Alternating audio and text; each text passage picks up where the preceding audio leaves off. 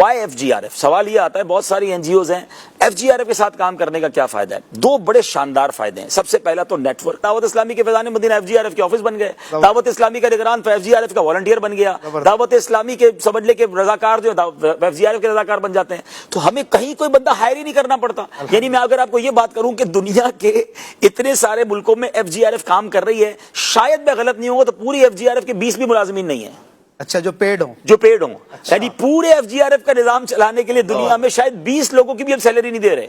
اب اتنا بڑا غریبوں تک پہنچ رہا ہے, یعنی سارا پیسہ جو ہے وہ آپ کا جو جہاں خرچ کر رہے ہیں وہاں پہنچ رہا ہے. Number 1 point. دوسری جو ایف جی آر ایف کی جو خوبصورتی ہے کہ ایف جی آر ایف کا جتنا بھی کام ہے وہ مفتیان کرام کی شرعی رہنمائی کے بعد ہوتا ہے.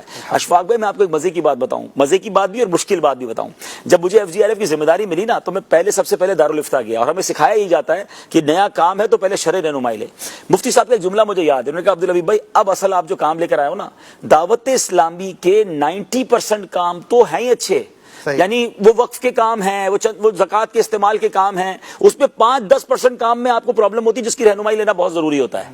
اور ایف جی آر ایف کے جو کام ہیں وہ 90% کام وہ ہیں کہ جس میں بہت سارے مسائل آئیں گے کہ چندے کا صحیح استعمال صحیح ہوگا کہ نہیں ہوگا, زکوٰۃ کے پیسے کس کو دینے ہیں, کہاں خرچ ہو سکتے ہیں, کہاں نہیں ہو سکتے, لوگوں کے امیر ہیں نا, پیسے بانٹنے, سامان بانٹنا ہے, بہت سارے کرپشن کے معاملات ہو سکتے ہیں.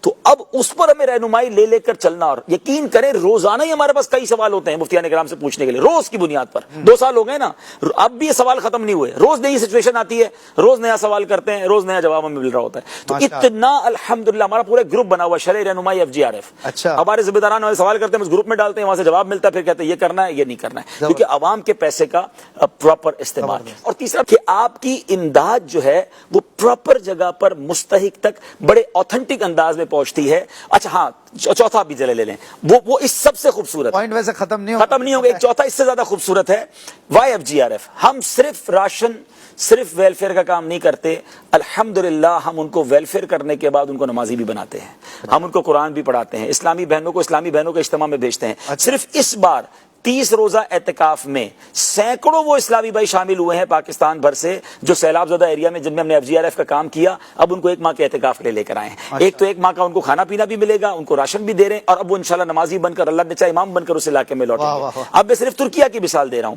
یہ جو 92 کنٹینرز ہم نے آرڈر کیے ہیں, ہم نے اس کے ساتھ ایک مسجد بھی آرڈر کی ہے, یعنی ہم ایک مسجد کا پورا کیمپ بھی لگائیں گے. 92 فیملیاں رہ رہی ہوں گی, ساتھ ایک جانماز ہوگی, وہاں ہمارے امام صاحب ہوں گے, ایک اسلامی بہن ہوں گی, اسلامی بہنوں کی تربیت, اسلامی بھائیوں کی تربیت, بچوں کو قرآن پڑھائیں گے. تو آپ کی ویلفیئر, یعنی میں چاہتا ہوں کہ میں راشن بانٹوں, میرا راشن بھی بٹے اور لوگ نمازی بھی بنے, میرا راشن بھی بٹے اور لوگ قرآن بھی پڑھنے لگ جائیں, ان کا دین و ایمان بھی محفوظ ہو جائے, تو میں کیوں نہ ایف جی آر ایف کے ذریعے بٹواؤں.